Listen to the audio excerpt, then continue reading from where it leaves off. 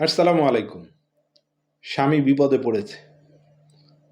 দুইজন ব্যক্তি স্বামীকে কোপাবে বলে এরকম প্রস্তুতি নিয়েছে, একটা কোপও দিয়েছে। ওই মুহূর্তে প্রিয়তমা স্ত্রী স্বামীর সামনে বুক আগলে দিয়েছে, আমার স্বামীকে অন্তত মেরো না, মারলে আমার উপর দিয়ে মারো। সামাজিক যোগাযোগ মাধ্যমে ভাইরাল। দেখার পরে তো নারীর প্রশংসা বেড়ে গেল।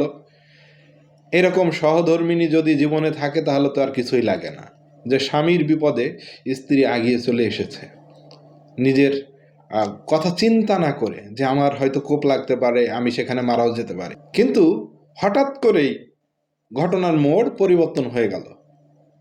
জানা গেল সেটা তার স্ত্রী না, সেটা তার বান্ধবী। তাহলে চলেন আমরা সেই প্রতিবেদনটা দেখে নিই। আজকের ভিডিওর ক্রেডিট হচ্ছে ডেইলি ইত্তেফাক। ভিডিওটি শেয়ার করবেন আর নতুন হলে চ্যানেলটি সাবস্ক্রাইব করতে ভুলবেন না।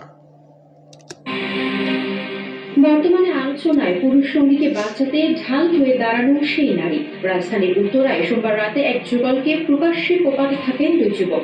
এই সময় পুরুষ সঙ্গীকে বাঁচাতে ধারালো অস্ত্রের সামনে ঢাল হয়ে দাঁড়িয়ে যান নাসরিন আক্তার নামে এক নারী। এই ঘটনার একটি ভিডিও সামাজিক যোগাযোগ মাধ্যমে ছড়িয়ে পড়ে।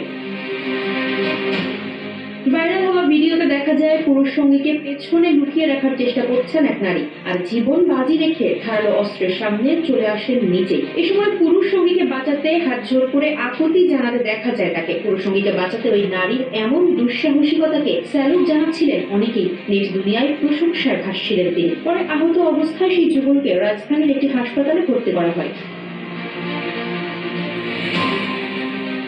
কিন্তু এবার কেঁচো খুঁড়তে গিয়ে বেরিয়ে এলো সাপ। উত্তরার 7 নম্বর সেক্টর এলাকায় হামলার শিকার সেই দম্পতি স্বামী স্ত্রী নন বলে দাবি করেছেন আহত ব্যক্তির প্রকৃত স্ত্রী শম্পা। বুধবার বিকেল 3:30টার দিকে নিজ বাসায় সাংবাদিক সম্মেলন করে তিনি এমন দাবি করেন। মেহবুল হাসান ও নাসরিন আক্তার ইফতিকে স্বামী স্ত্রী হিসেবে পরিচিত করানো হলেও তাদের মধ্যে কোনো বৈধ সম্পর্ক নেই বলে দাবি করেছেন শম্পা নামে ওই নারী, যিনি নিজেকে মেহবুল হাসানের প্রকৃত স্ত্রী হিসেবে পরিচয় দিয়েছেন।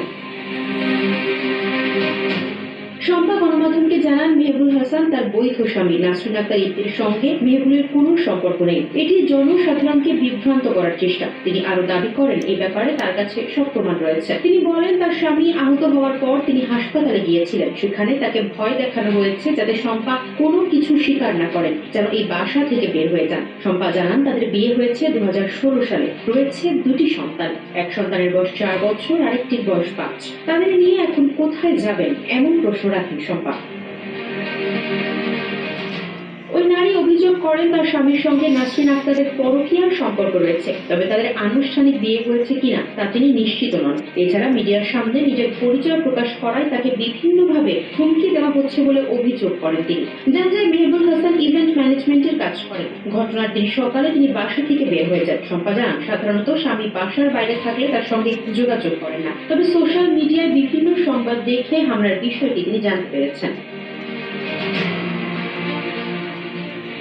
এদিকে উত্তরায় ধারালো অস্ত্র নিয়ে হামলার ঘটনায় জড়িত থাকার অভিযোগে আরো 2 জনকে গ্রেপ্তার করেছে উত্তরা পশ্চিম থানা পুলিশ। মঙ্গলবার দিবাগত গভীর রাতে গাজীপুরের কোনাবাড়ি ও টঙ্গী এলাকা থেকে তাদের গ্রেপ্তার করা হয়। পুলিশ জানায়, গ্রেপ্তাররা মূলত একটি গ্যাং। গ্যাংটির 2টি সদস্য বিকট শব্দে মোটরসাইকেল চালিয়ে যাওয়ার সময় একটি রিকশাকে ধাক্কা দেয়। এড়িয়ে তারা রিকশার যাত্রীদের সঙ্গে বাকবিতণ্ডায় জড়ান। এ সময় ভুক্তভোগী মেহবুল হাসান তাদের ঝামেলা করতে নিষেধ করলে তার উপর হামলা করা হয়।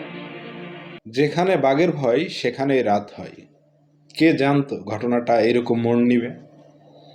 তবে তাদের স্বামী স্ত্রীর ভিতরে ভালো সম্পর্ক যাচ্ছিল না, এটা তার প্রথম স্ত্রী, যে প্রকৃত স্ত্রী, সে বলেছে। ওই যে হাজব্যান্ড অন্য নারীর সঙ্গে সম্পর্কে জড়ালে প্রথম স্ত্রীর দিকে তেমন একটা ভালো লাগা ভালোবাসা থাকে না, এটাই তো সত্য। সেভাবেই চলছিল ওনাদের বিষয়টা। তো স্ত্রীও ওই সুযোগ পেয়ে গিয়েছে যে আমার সাথে এরকম করো, আর ওই নারীকে সাথে। স্ত্রী আসলে জানতেন বিষয়টা আগে থেকেই, কারণ একজন স্ত্রী তো বুঝতে পারেন যে স্বামীর আচরণবিধি কেমন, এখন আগে কেমন ছিল, তাই না? তো স্ত্রীর প্রতি এখন স্বামীর ভালোবাসা নেই, তাই তো তিনি আরেকটি গার্লফ্রেন্ড নতুন করে জুটাইছে এবং তার সঙ্গেই ঘোরাফেরা করছিল। আর এই ঘটনাটা ঘটে গেল। দেখেন কোন দিকের ঘটনা কোন দিকে গেল।